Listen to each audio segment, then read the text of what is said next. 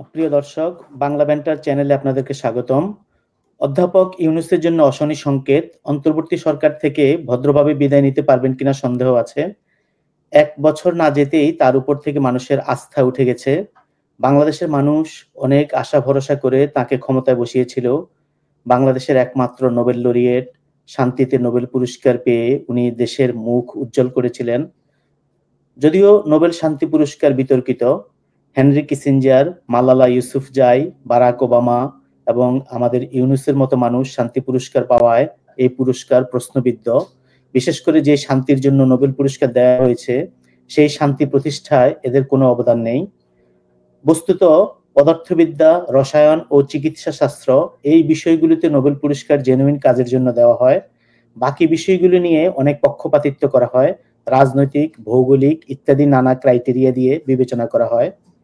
সাহিত্যে নোবেল পুরস্কারও এর ব্যতিক্রম নয়।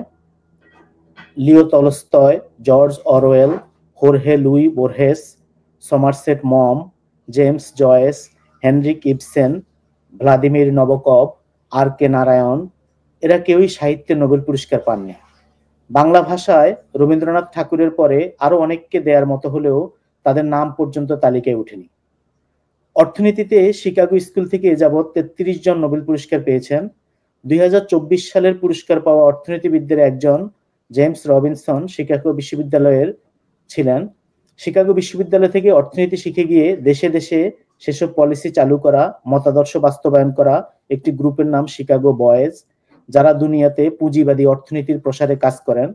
অর্থনীতির নোবেল পুরস্কার সেজন্য প্রধানত পুঁজিবাদী অর্থনীতির প্রচার এবং প্রসারে ব্যবহৃত হয়। অর্থনীতির অন্যান্য ধারার গবেষকদের খুব কমই মূল্যায়ন করা হয়, যে কারণে একটা বিশ্ববিদ্যালয়ের এত বেশি প্রাধান্য। এই স্কুলের আইডিওলজির সাথে না মিললে অর্থনীতিতে নোবেল পুরস্কার মিলবে না। যাই হোক, নোবেল পুরস্কার নিয়ে বাংলাদেশের মানুষের অনেক ফ্যাসিনেশন কাজ করে। তাছাড়া বাংলাদেশের একমাত্র বিখ্যাত লোক হিসেবে অধ্যাপক ইউনূসের প্রতি মানুষের আকাঙ্ক্ষা ছিল, কিন্তু তিনি সেসব পূরণে ব্যর্থ হয়েছেন। বিশেষ করে শিক্ষা সংস্কার খুব দরকারি ছিল, শিক্ষা সংস্কারের জন্য সবার সমর্থনও ছিল, কিন্তু অধ্যাপক ইউনূস মৌলবাদীদের কাঁধে ভর করে ক্ষমতায় আসায় তাদের এক হুঙ্কারে শিক্ষা সংস্কারের যাবতীয় উদ্যোগ উবে গিয়েছিল। প্রশাসনিক সংস্কারের বিষয়টাও খুব দরকারি ছিল। হাসিনা সরকার প্রশাসনকে হাতে নিয়ে তার অপশাসন চালিয়ে গিয়েছিল, কিন্তু সেখানেও ইউনূস সরকার কিছু করতে চরম ব্যর্থতার পরিচয় দেন। ফলে দেশে আইন শৃঙ্খলা পরিস্থিতির উন্নতি ঘটেনি। শিক্ষা সংস্কার কমিশন কি হয়েছে? ডক্টর ইউনূস তার নেতৃত্বে, যার প্রতি আমাদের এত বড় প্রত্যাশা ছিল, তার নেতৃত্বে সরকার সংস্কারের ডামাডোল করছে শিক্ষা সংস্কার বাদ দিয়ে। আজ পর্যন্ত দেখেছেন ডক্টর ইউনূসের কোনো নীতি বিশ্ববিদ্যালয় সংক্রান্ত হয়েছে? বিশ্ববিদ্যালয়ের শিক্ষকদের সাথে একবার তিনি বসেছেন যে গণঅভ্যুত্থান পরবর্তী দেশ পুনর্গঠনের জন্য কি করা উচিত? অথচ আমি ইতিহাসের ছাত্র, আমরা জানি যে একটা রাষ্ট্র যখন রেকটিফাই করার দরকার পড়ে, যখন একেবারে আমূল পরিবর্তন করবার দরকার, সেই ফর্মুলা আসবে থেকে বিশ্ববিদ্যালয় থেকে। বিশ্ববিদ্যালয়ের জন্মই হয়েছে রাষ্ট্রকে রেকটিফাই করে দেওয়ার জন্য, রাষ্ট্রকে পথ দেখানোর জন্য। অথচ ডক্টর ইউনূসের এই সরকার বিশ্ববিদ্যালয়কে ভ্রুক্ষেপ করছে না, শিক্ষা ব্যবস্থাকে ভ্রুক্ষেপ করছে না। এটা কি আমাদের প্রত্যাশা ছিল? সেই মনেও আরেকটি বিষয় আপনারা জানেন, এই শিক্ষার সাথে গভীরভাবে জড়িত আমাদের সিভিল সার্ভিস, সারা দেশের মানুষকে সেবা দেয় সিভিল সার্ভিস।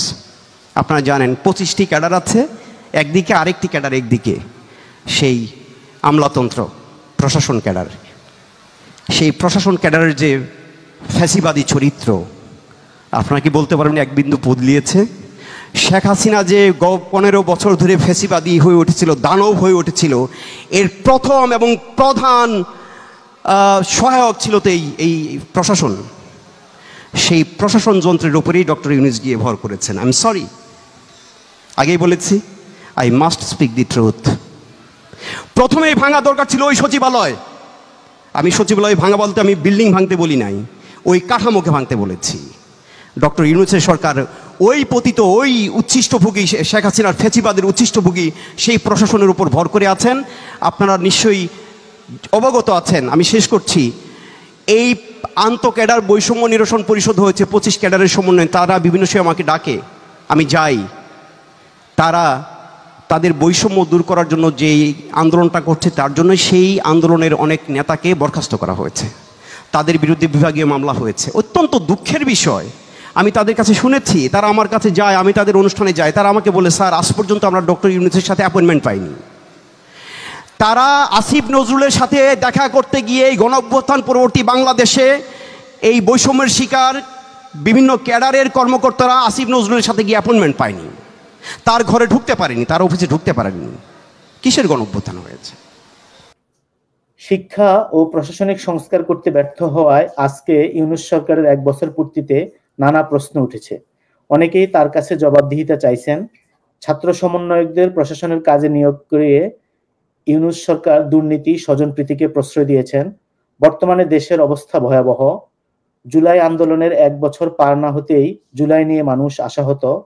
অধ্যাপক ইউনূসের সময় শেষ। জুলাই সমন্বয়করা এখন বাটপার, চাঁদাবাজ। জুলাই হলো মানি মেকিং মেশিন। এগুলি আমার কথা নয়, জুলাইয়ের সমন্বয়করাই বলছেন। তাই আমেরিকার সাথে বাণিজ্য চুক্তির সফলতা তাকে সেভ করতে পারবে না। বাংলাদেশের ক্রাইসিস আরো ভয়ানক। আগামী দিনগুলো বাংলাদেশের জন্য বিপদসংকুল। অন্তর্বর্তী সরকার এখন কিভাবে বিদায় নেবে, বাংলাদেশ কিভাবে জুলাইয়ের গেঁড়াকল থেকে মুক্তি পাবে, সেটাই এখনকার ভাবনা। Thank you.